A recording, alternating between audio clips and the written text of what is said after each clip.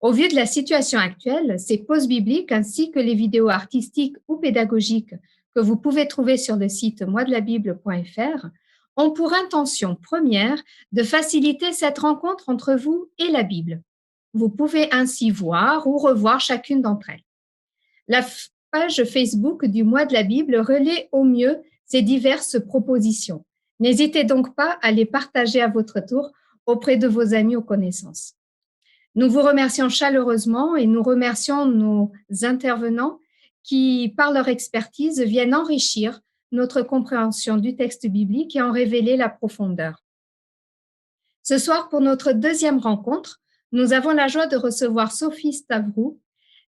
Sophie Stavrou est laïque orthodoxe, professeure agrégée de lettres classiques en classe préparatoire aux grandes écoles, professeure de grec à l'Institut de théologie orthodoxe à Saint-Serge et membre du comité scientifique pour l'édition des textes deutérocanoniques orthodoxes dans l'édition 2010 de la TOB.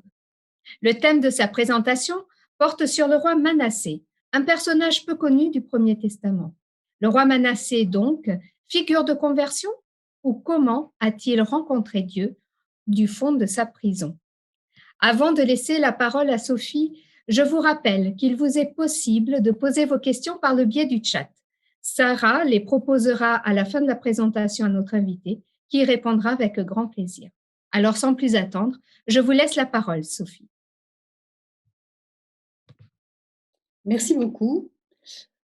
Merci donc pour cette invitation. J'ai en effet choisi de répondre à l'invitation qui était donnée sur le thème « Rencontrer la Bible » en vous proposant de rencontrer ou de faire davantage connaissance avec un personnage peu connu qui est le roi Manassé. Alors, pourquoi ce choix ? À la fois parce que c'est l'occasion de découvrir d'un peu plus près et parce qu'il nous permettra aussi de pointer, de mettre en évidence certaines spécificités du fonctionnement des textes bibliques. C'est aussi une manière de vous faire partager la propre découverte que j'ai faite quand on m'a demandé de participer au comité scientifique à l'occasion de la publication des livres appelés deutérocanoniques orthodoxes dans l'édition de la TOB, donc la traduction écuménique de la Bible. Ce sont de petits textes assez marginaux qui sont conservés dans les Bibles orthodoxes jusqu'à aujourd'hui. Et parmi ces textes, il y en a un très court qui est un texte poétique d'une quinzaine de versets et qui s'intitule « Prière de Manassé ». Et c'est à partir de ce texte, donc vous voyez ce texte un peu marginal, ce texte qu'on a gardé en grec, que je me suis demandé qui était ce roi Manassé que je connaissais fort mal et comment ce personnage pouvait être celui qui donc prononce cette prière, cette courte prière qu'il adresse à Dieu du fond de sa prison. Donc, qui est ce roi Manassé ? C'est ce que je voudrais vous proposer d'explorer dans un premier temps. Et ensuite, j'aimerais qu'on s'arrête justement sur ce moment du repentir tel qu'il nous est permis de l'explorer dans le texte de la prière intitulé « La prière de Manassé ». Alors, je vous propose de regarder ensemble, si j'y arrive, voilà. Un petit PowerPoint de façon à ce que vous suiviez mieux avec moi la présentation. Alors, je suis désolée parce qu'il y a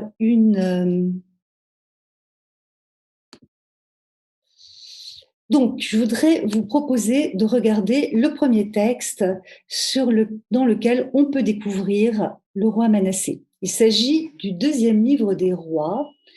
Le livre des rois, d'après les savants, il y a débat sur son époque, l'époque à laquelle il a été rédigé, par qui il a été rédigé, mais on peut s'accorder pour dire qu'il serait rédigé aux alentours de 580-550 avant Jésus-Christ. le règne du roi Manassé, il occupe le chapitre 21 du livre des rois. Donc vous voyez qu'il règne 55 ans entre 687 et 642 avant Jésus-Christ sur le royaume de Juda. Le livre des rois, ce qu'il faut dire dès le départ, c'est que c'est un texte historique qui est vraiment centré sur l'époque où Israël est gouverné par des rois et sur le rôle du roi d'Israël.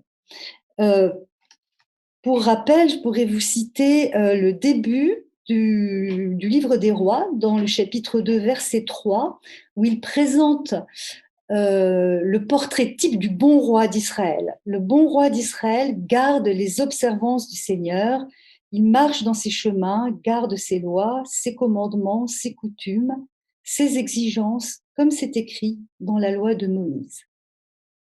Voilà le programme de gouvernement du roi d'Israël. Finalement, comme le dit le texte un petit peu plus loin, gouverner pour le roi, c'est servir son peuple, car le peuple d'Israël appartient à Dieu. Or, ce qu'on découvre dans le court chapitre consacré aux 55 années de règne du roi Manassé, c'est qu'il est exactement l'anti-modèle du roi d'Israël. C'est un roi qui va systématiquement déconstruire, briser tout ce qui est au cœur de la vocation d'Israël et de l'alliance entre Israël et son Dieu. Verset 2, il fit ce qui est mal aux yeux du Seigneur, suivant les abominations des nations. Donc, on a aussi ici, on voit que Manassé renonce ou même détruit, abandonne le culte au Dieu d'Israël pour se livrer à tous les cultes païens des peuples environnants. Il bâtit des autels dans la maison du Seigneur. Il va même pousser extrêmement loin l'horreur puisqu'il pratique des sacrifices humains, et les sacrifices humains, en particulier son propre fils. Il fit passer son fils par le feu. Et non seulement Manassé, en tant que roi, entreprend systématiquement de détruire, d'abandonner le culte du Seigneur, mais il va emmener son peuple avec lui. C'est-à-dire que la folie meurtrière de Manassé va contaminer son peuple tout entier. Manassé les égara. Et on est en plein dans une sorte de moment d'égarement, de folie collective, de ténèbres collectives. Et à ce moment-là, va se faire entendre une voix discordante, la voix des prophètes. Alors le prophète n'est pas nommé, et à travers le prophète, l'avertissement du Seigneur. Et l'avertissement du Seigneur est terrible. Il annonce la destruction de Jérusalem. Il annonce qu'il renie Jérusalem, qu'il ne considère plus Jérusalem comme étant son patrimoine. Et il y a ici cette image qui est d'un concret qui nous parle encore aujourd'hui et qui a toute sa force dans cette réalité concrète. Au verset 13-14, je nettoierai Jérusalem comme on nettoie une écuelle, on la nettoie et on la retourne à l'envers. Je pense que c'est une expression d'une force incroyable. Je délaisserai mon patrimoine, je les livrerai aux mains de l'ennemi. Donc ici, l'avertissement du Seigneur est extrêmement clair. Mais cette voix reste totalement sans écho. Il y a une sorte de surdité collective du peuple d'Israël et de son roi. Non seulement une surdité collective, mais même, au contraire, le crescendo dans l'horreur continue. Manassé, verset 16, répandit aussi le sang innocent en telle quantité qu'il emplit tout Jérusalem. Donc encore une échelle supplémentaire dans l'horreur. Il répandit le sang innocent, c'est-à-dire qu'il fait exécuter des justes, euh, des hommes qui n'ont commis aucun crime. Bon, ils ne sont pas mentionnés ici, de même qu'on ne sait pas qui sont les prophètes qui ont averti Israël, qui ont averti Manassé. Mais en tout cas, on voit une sorte de triomphe du mal et d'échec de la parole prophétique et de la parole de Dieu dans ce moment de l'histoire d'Israël. Et Manassé mourra en restant totalement inchangé dans cette tyrannie sanguinaire, aussi bien sur le plan politique et dans son culte frénétique des idoles sur le plan religieux. Donc c'est donc la première occurrence, premier passage où apparaît le roi Manassé. Ce qu'on peut retenir au fond de ce passage, c'est d'abord cette question, la question de Dieu, cette question si difficile pour Israël de son originalité radicale par rapport à ses voisins, qui est cette foi dans un Dieu unique. Et cette tentation qui revient si souvent dans l'histoire d'Israël, d'oublier ce Dieu exigeant, cette alliance exigeante, le poids de cette élection et de faire comme les voisins. De s'adonner au paganisme, d'élever des autels à Baal, etc. L'autre point qu'on peut aussi retenir qui est marquant et qui est une constante du livre des rois, c'est le conflit entre le roi et son pouvoir politique et le prophète. Et il y a souvent, enfin, les prophètes sont des personnages très importants du livre des rois. Ils peuvent être entendus, ils peuvent ne pas être entendus, ils peuvent faire des prédictions de victoire sur l'ennemi, comme des prédictions de la destruction de Jérusalem, prédiction qui revient, par exemple, ici à propos du roi Manassé. On peut penser au prophète Ésaïe, qui intervient avant. Il est contemporain du père de Manassé, qu'il va guérir et auquel il va aussi prophétiser la fin du royaume de Juda. On peut penser au prophète Nathan, par exemple, et dans sa relation complexe avec le roi David, ou encore mettons, je vais passer parce que le temps passe, d'autres personnes, d'autres figures prophétiques. Donc, ce qui est important, c'est parfois ce conflit entre le roi et le prophète. Et ici, avec tout le tragique qui fait que la voix des justes, des prophètes, des seuls qui résistent à la folie collective, n'est pas entendue. Je vous propose de passer maintenant au deuxième passage de la Bible où apparaît le roi Manassé. Il s'agit du deuxième livre des Chroniques. Donc, c'est un ensemble de textes qui sont écrits plus récemment. Donc, on peut dater aussi en gros, au plus tôt de 350-330 avant Jésus-Christ, au plus tard de 200 avant Jésus-Christ. Les Chroniques, qui portent en grec le nom de paralipomène, c'est-à-dire ce qui est écrit à côté.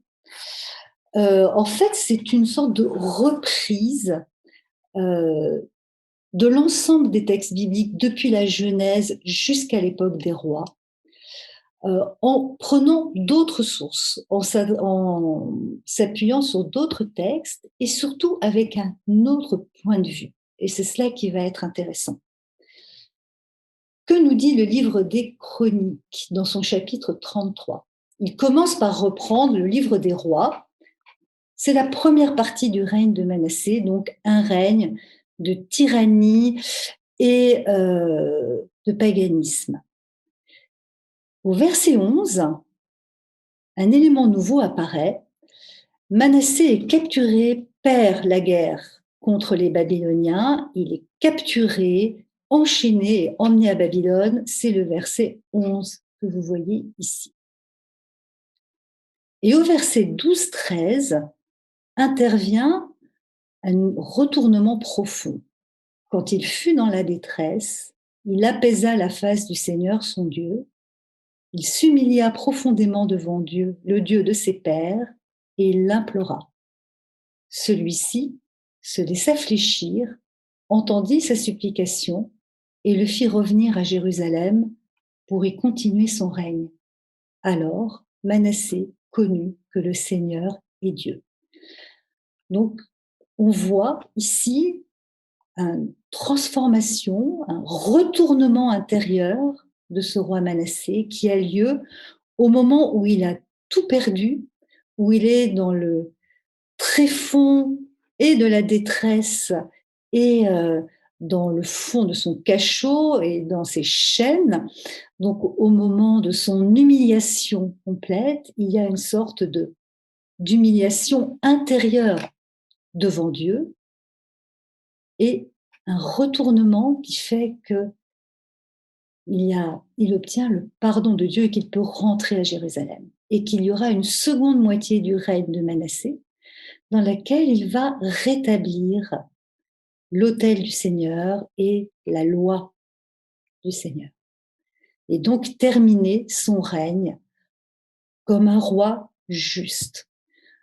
Donc vous voyez que ici l'histoire de Manassé s'est enrichie. On ne s'arrête plus sur le tragique du livre des rois, mais on a ce moment de repentir, de retournement intérieur de Manassé qui fera de lui un bon roi pour la fin de son règne.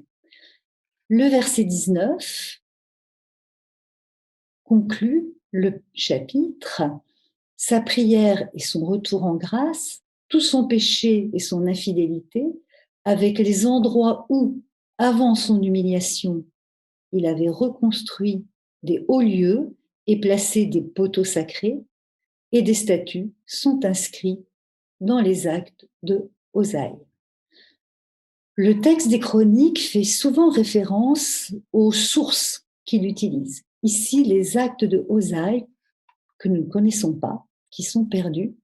Et dans ces actes de Osaïe, on voit qu'il est bien question d'une prière qui aurait été conservée du roi Manassé.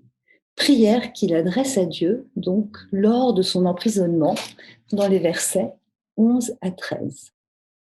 Et on peut retenir ici ce terme d'humiliation qui revient 2 fois. Cette humiliation à la fois due à sa défaite, à son emprisonnement, mais aussi cette humiliation dans le fait où il va volontairement s'abaisser devant Dieu.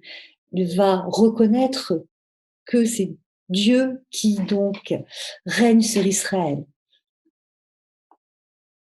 Donc, il me semble aussi être un terme important dans ce passage.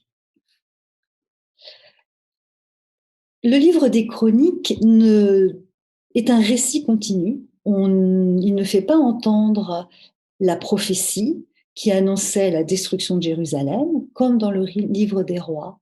Et il ne fait pas entendre non plus la prière. Il renvoie à ce texte perdu pour le texte de la prière. Et donc, nous allons découvrir la prière telle que nous la connaissons, qui n'est pas celle des actes d'Osaïe, mais qui est un texte beaucoup plus récent. C'est le 3e texte auquel on va se référer. Donc, cette prière, elle est conservée en grec dans ce qu'on appelle les odes bibliques, qui se situent dans les Bibles grecques, par exemple, juste après les psaumes, et elles se présentent comme explicitant la prière que le roi Manassé a prononcée dans sa prison. Vous voyez que c'est un texte beaucoup plus tardif, puisqu'on le situe, une large fourchette, entre le 2e siècle avant Jésus-Christ et la destruction du temple de Jérusalem en 70.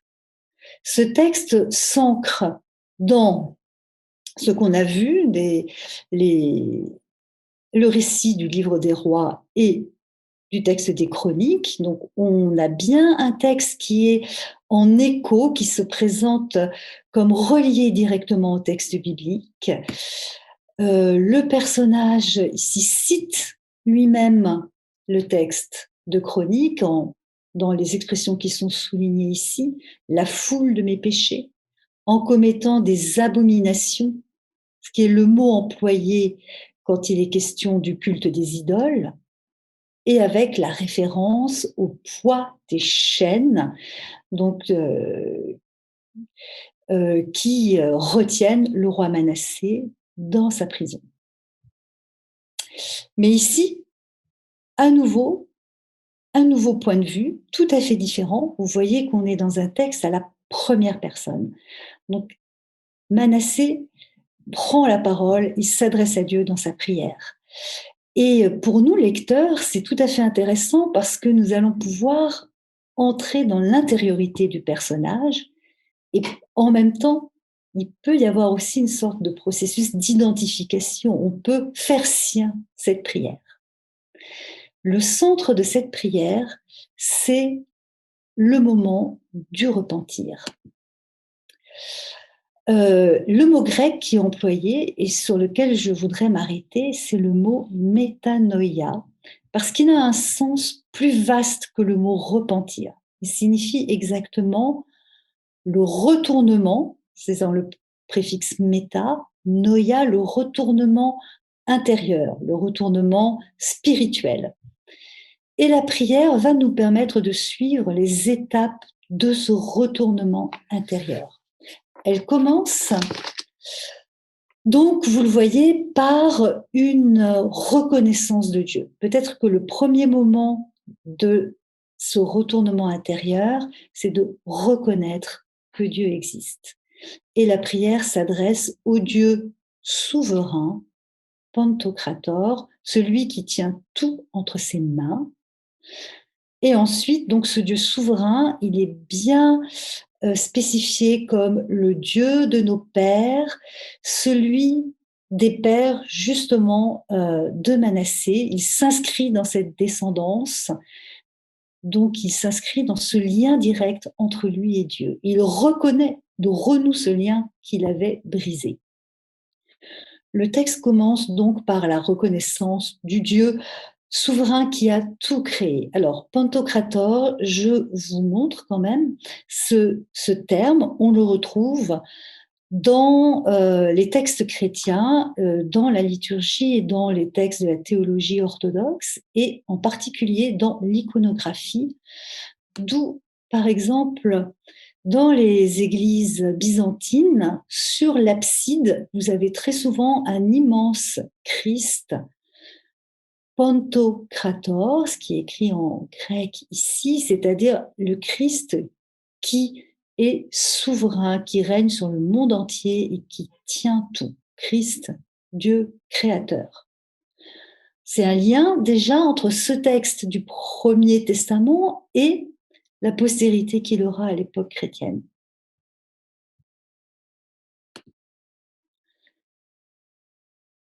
Pour continuer, donc, cette prière, elle commence donc par la reconnaissance, la reconnaissance de Dieu et surtout cette prise de conscience que Dieu n'est pas seulement un Dieu de colère, mais c'est aussi un Dieu d'amour. Et c'est cet amour immense, cet amour sans limite de Dieu qui donne la possibilité de repentir. Alors, excusez-moi, je pense que c'était plus haut. Voilà. Ta colère insoutenable est la magnificence de ta gloire, irrésistible ta colère, mais incommensurable et insondable est la miséricorde de ta promesse. Et un peu plus loin, Seigneur très haut, compatissant, plein de miséricorde. C'est donc cette prise de conscience de cet amour de Dieu qui n'attend finalement qu'à trouver un écho dans l'homme, qui est un moment important du retournement intérieur. autre point très étonnant dans cette prière, c'est toi, Seigneur, tu es le Seigneur qui se repent des maux qui frappent les hommes. Ce retournement intérieur, il est réciproque. Il est chez l'homme, mais il est aussi chez Dieu. Bon, ça peut sembler tout à fait étonnant, mais c'est un motif qu'on trouve plusieurs fois dans d'autres textes du Premier Testament. Par exemple, on peut penser au livre de Jonas, où quand Dieu voit le repentir des Ninivites, Dieu change d'avis, Dieu se repent, il renonce à frapper les habitants de Ninive. On a aussi, bon, ça peut être l'exemple que j'arrive à retrouver directement, qui me vient immédiatement. Donc l'exemple de Jonas et aussi peut-être l'exemple du prophète Joël, au chapitre 2, verset 9. Quand il fait un appel à la repentance, il appelle le peuple d'Israël en disant « Revenez au Seigneur votre Dieu, il est bienveillant et miséricordieux, lent à la colère, plein d'une bonté fidèle, il regrette », toujours le même verbe, métanoïa, métanoën, le malheur. Donc, Dieu plein d'amour, Dieu qui peut se retourner et renoncer à frapper les hommes, tant son amour est grand. À cet amour de Dieu va répondre l'attitude de retournement intérieur de l'homme, c'est-à-dire cette attitude de reconnaissance de Dieu et de reconnaissance des péchés. C'est donc ici les versets 11 et 12, « Je plie le genou de mon cœur en implorant ta bonté ». On avait dans le livre des Chroniques ce mot d'humiliation, plier le genou, se mettre à genoux à la fois dans son cœur et aussi physiquement. C'est un aspect important de ce moment du repentir. Et en grec, le mot métanoïa, métanie, il s'emploie aussi pour désigner le fait de se mettre à genoux. Donc, le geste qui accompagne ce moment de retournement. Donc, et ce moment précis de repentir, de reconnaissance des péchés. J'ai péché, Seigneur, mes transgressions, je les connais, et de demande de pardon. Pardonne-moi, pardonne-moi. Deux fois, ne m'anéantis pas à cause de mes transgressions. Donc, on voit que dans cette prière, il y a une sorte de... on est au moment même où les mots ont une sorte de pouvoir. Les mots sont action et ils correspondent à la réalité de ce repentir, qui est rendu possible par cette bonté de Dieu. Le texte se termine ensuite par une affirmation de la confiance totale que Manassé met en Dieu.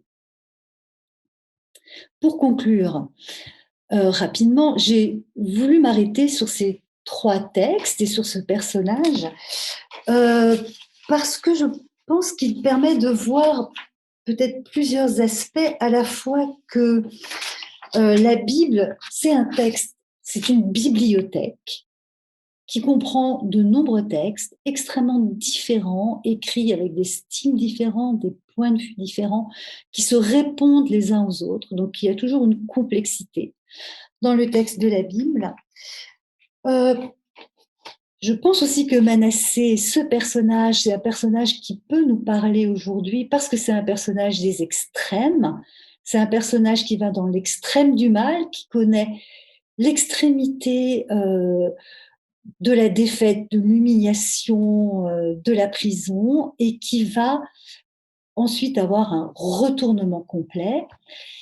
Et enfin, parce que dans cette prière, je trouve qu'il y a cette audace extraordinaire qui est dans le rapprochement entre le retournement de Dieu qui va pardonner et le retournement du pécheur qui demande le pardon, et on a bien le sens de ce que peut être le dialogue dans la prière. C'est ce qui explique sans doute que cette prière, elle a connu une grande postérité, elle s'est transmise dans les Bibles, elle est présente aujourd'hui encore dans l'office byzantin, dans l'office orthodoxe, l'office de nuit, les complis, dans les grandes complis monastiques. Les moines lisent la prière de Manassé toutes les nuits.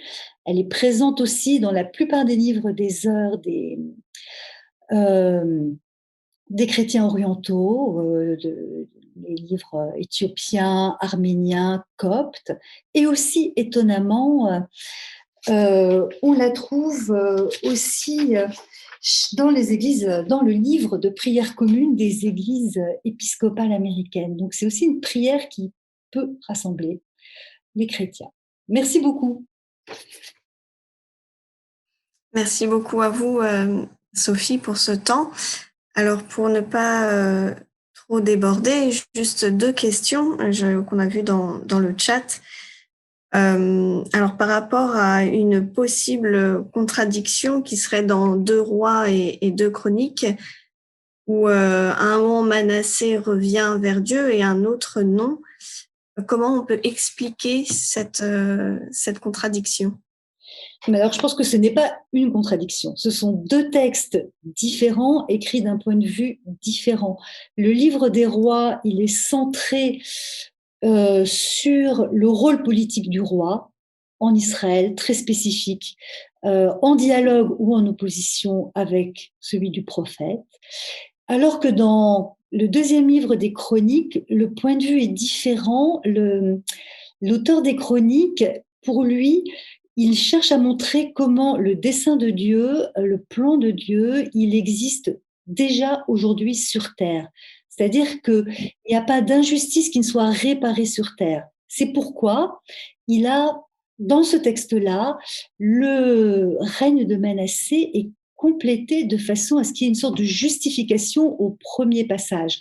Donc, il n'y a pas contradiction, mais il y a complexité, parce que ce sont 2 textes qui lisent l'histoire d'Israël avec 2 points de vue différents en privilégiant 2 abords différents. Et il y a beaucoup de points comme cela dans la Bible. Merci. Alors pour la 2e question, quelqu'un demande, Dieu qui connaît le futur, comment peut-il changer d'avis ? Eh bien justement, ce qui est très important, c'est qu'il y a toute une place pour la liberté. Dieu laisse l'homme libre. Dieu, on le voit plusieurs fois hein, dans la Bible, par exemple au moment du veau d'or, quand le peuple oublie complètement Moïse qui est parti et sacrifie tout au veau d'or, et Dieu se met en colère, et Moïse intercède pour le peuple d'Israël, et Dieu change d'avis.